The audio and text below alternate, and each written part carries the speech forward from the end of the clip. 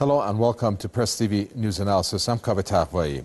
In New York, a judge has signed a default judgment excluding Saudi Arabia from the list of defendants, but finding Iran, along with the Taliban and al-Qaida, liable in the September 11, 2001 terrorist attacks. Why Saudi Arabia was excluded and why Iran was included 10 years after the fact is what we'll try to find out with our guests in this edition of the Press TV News Analysis. We'll also explore Saudi Arabia and U.S. involvement in aiding and supporting terrorism. Let me introduce our guest. Professor at the University of Tehran, Fouad Izzadi, joins us in the studio. We have founder of Scholars for 9/11 Truth, James Fetzer, joining us from Madison, Wisconsin. And rounding off the list from Veterans Today, and also member of the Scholars for 9/11, Joshua Blakeney, who joins us from Calgary, Alberta. Gentlemen, thank you all. Let me first go to you, James Fetzer. This filing and leveling charges against Iran in a U.S. court seems to be a habit for the United States recently. To begin with, is it legal charging another country without representation? It's of dubious legality, and the finding is quite preposterous on its face. When President Ahmadinejad addressed the United Nations and called for a new investigation, suggesting that the United States and Israel were involved in 9/11. The New York Times was besieged with letters claiming that al-Qaida was responsible. So who was it, Iran or al-Qaida? 15 of the alleged hijackers were from Saudi Arabia. So why not Saudi Arabia? Well, they're our friends. Let's blame it on Saddam Hussein. Even George W. Bush would eventually admit that Iraq had nothing to do with 9/11. Independent investigations by the Senate and the Pentagon concluded that there was no collusion between Saddam Hussein and al-Qaida. The FBI would eventually admit it had no hard evidence tying Osama bin Laden to 9/11. The 9/11 Commission report is an elaborate fabrication. Elias Davidson has shown there is no proof any of the hijackers were aboard any of those planes. David Ray Griffin has shown that all of the phone calls from the 4 flights were faked. Colonel George Nelson, U.S. Air Force retired, has observed that of the millions of uniquely identifiable component parts from each of those planes, the United States has yet to produce even one. 2 of those flights were not even scheduled to fly that day, flights 11 and 77. And I have FAA registration data showing that the planes corresponding to flights 93 and 175 were not deregistered until 28 September 2005, which raises the question, how can planes that were not in the air have crashed? And how can planes that have crashed still been in the air 4 years later? Indeed, Pilots for 9/11 Truth has now confirmed that flights 93 and 175 were far away from the locations of their alleged crashes at the time on September 11th. Right. The situation is a manifest absurdity. Well, maybe Iran should have you represent them in this New York court. Do you think that with all the evidence you just cited, they'll admit it?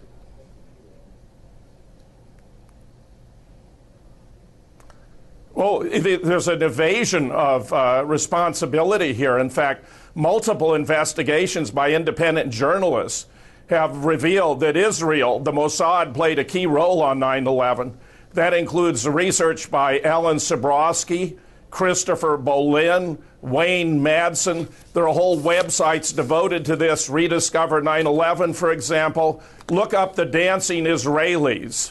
Look up urban moving systems. Look up CITS, and you'll find ample indication that Israel was profoundly involved in 9/11. Okay. Well, let me come to Fouad Izzadi. Fouad Izzadi, the reactions that we got here in the capital, Tehran, well, when people heard the news, they were surprised, to say the least, at how the U.S. could actually make such a move. To them, it didn't add up. Iran, 9/11, al-Qaida. What do you make of the New York court decision? I think this is an orchestrated effort by the U.S. government to pressure Iran. Next to the news that you had with the New York judge making that ruling. We had a State Department, U.S. State Department official who claimed that there was an al-Qaida member in Iran operating. And it seems that the U.S. government is increasing its pressures on Iran. We have had other sort of bizarre stories lately, with the story of Iran trying to assassinate the Saudi ambassador in Washington, and different types of accusations that the U.S. government has been leveling against Iran. It's quite clear that we are seeing an escalation of rhetoric against Iran, and we shouldn't take these threats seriously in normal conditions, because they're baseless.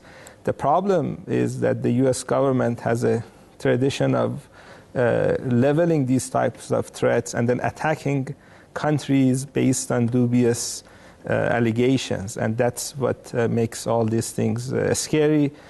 We are basically witnessing a repeat of what happened prior to Iraq war in 2001, 2002, and 2003. Essentially the same people who orchestrated the Iraq war or supported the Iraq war are at it again, this time against Iran, with the U.S. troops getting out of Iraq. I think they want to start another war, and these are quite serious times that we live in. The reason, obviously, is that Iran is quite different from Iraq. Iran is fully capable of defending itself, and it's going to be a very messy situation if the leaders in the United States carry on this crazy ideas that sometimes they have in their mind. Well, I'm going to pick up on the adjectives that you use, Fuad Izzadi, when you talk about crazy, or when we look at, as you described, the allegations that the U.S. has leveled against Iran. It's one thing to have baseless allegations, but for it to be so far out, looking at what has occurred in a New York court, this particular case, where 15 of the members are from Saudi origin, yet Saudi Arabia is taken off the list of defendants. And of course, as you mentioned, the terror allegations against Iran, of Iran paying this Iranian who's related to a Mexican drug cartel to kill a Saudi ambassador on U.S. soil. Isn't that damaging the credibility of the U.S. if it intends to gather and galvanize international support against Iran? Is that for me? Yes, Fuad Izzadi. The problem is that the U.S. thinks that it's immune from logic, because they have done this before. Remember when they wanted to attack Iraq, they made all these allegations of connecting Saddam's government with al-Qaida, and as your other respected guest mentioned, there was no connection. So since they have gotten away from that disastrous war, they think that they can basically repeat the same thing with regard to Iran. And I think the people in the United States need to realize that their country is going toward a direction that's quite dangerous. As I said, Iran is quite different from Iraq. And the guests that you have on have done a great job in terms of presenting facts that actually the whole story of 9/11 is quite amazing in terms of different right. points. Well, let me jump in and bring in Josh Blakely to tell us a little bit more about that. I apologize for jumping in here. Josh Blakely, let's focus for a moment on the many doubts and questions, as Fuad Izzadi said, that exist about the 9/11 Commission. The U.S. waged two wars using the 9/11 attacks as a pretext. What do you think about the 9/11 Commission report, and didn't the U.S. allow an international investigation led by the UN over the terrorist attacks? Yeah, I'm doing my graduate work at the University of Lethbridge here in Canada on the events of 9/11. I've been studying 9/11 intensively for 4 years now, and indeed I'm the recipient of the Queen Elizabeth II Graduate Scholarship. And having studied 9/11 for 4 years, I can concur with Professor Fetzer that the official story of 9/11 is provably false. The 9/11 Commission report was a complete hoax. Philip Zelikow was a neoconservative and therefore wasn't disinterested enough to be conducting such an investigation. And apparently his academic field of expertise was the creation and maintenance of public myths, which is nonsensical. Although I must say, one doesn't know whether to laugh or cry when we hear these things. When President Ahmadinejad did his speech at the United Nations, an exemplary speech in September 2011, with his engineering background, he implied that the official story of 9/11 must be false, especially the notion that the aeroplanes brought down towers on 9/11, and we were then told that al-Qaida were angry at President Ahmadinejad, that al-Qaida were miffed that Ahmadinejad was trying to steal their thunder for the crime that they allegedly did. Now we're told that President Ahmadinejad is collaborating with al-Qaida and with the Taliban, when anyone who's read a history of the war on terror knows that straight after 9/11, the Iranian government were actually saying to the US government, look, we can be an ally if you want in your war against the Taliban, because the Taliban are no friends of the Iranian government, being Sunni and the Iranian government being Shia. And so, as I say, if it wasn't for the fact that this was a harbinger of a storm, a harbinger of wars to come, yet more wars, massacres in the Middle East, we'd have to laugh. Of course, it's quite jovial, the fact that on 9/11 they blamed this on the Palestinians. They said the Popular Front for the Liberation of Palestine committed this atrocity, and they showed footage from 1993 of Palestinians celebrating apparently the attacks on 9/11, several years in advance. And then we were told Saddam Hussein was complicit in the events of 9/11. A lady named Laurie Malroy from the American Enterprise Institute was authoring propaganda against Saddam Hussein, even though he was the enemy of Islamists and the likes of al-Qaida. Then we were told the Saudis were involved, even though there's no evidence that the alleged hijackers even boarded the planes or were Islamists, and so that's irrelevant. So why not add one more to the table and say that Iran was involved? Hey, why not Syria now, or North Korea? This official story of 9/11 is taking on a life of its own, and how Judge George Daniels could find this in the court is beyond belief, and it indicates that the rule of law is breaking down even further in the United States.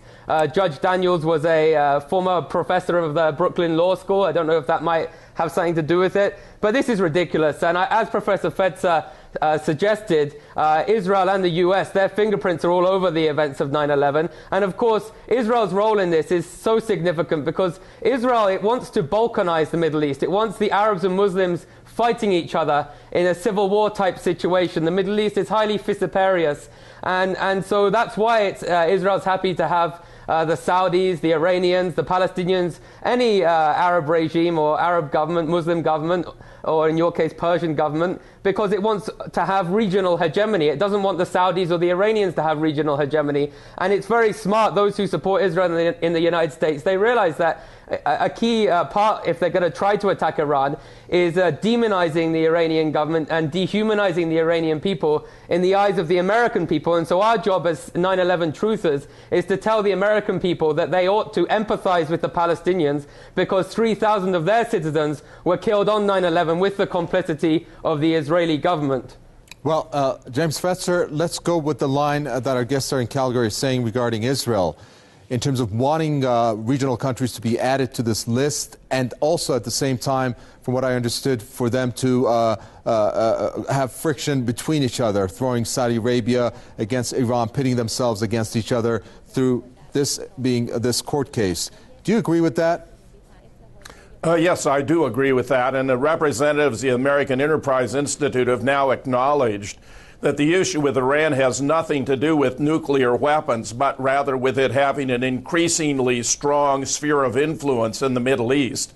Israeli newspapers are publishing that this court decision transforms our understanding of 9/11, but that's complete and utter rubbish. Steve Prisnick, who was a high official of the government in 5 different administrations, has observed that he was told by a high-ranking military officer, whom I believe to have been General Richard Myers, that 9/11 was an inside job and that Osama bin Laden died in December of 2001. At some point, these lies and charades have to come to an end. The United States is making itself look idiotic by presenting all of these claims, pinning all of these tails on the donkey, all of these countries. We might as well have heard that Libya was responsible for 9/11.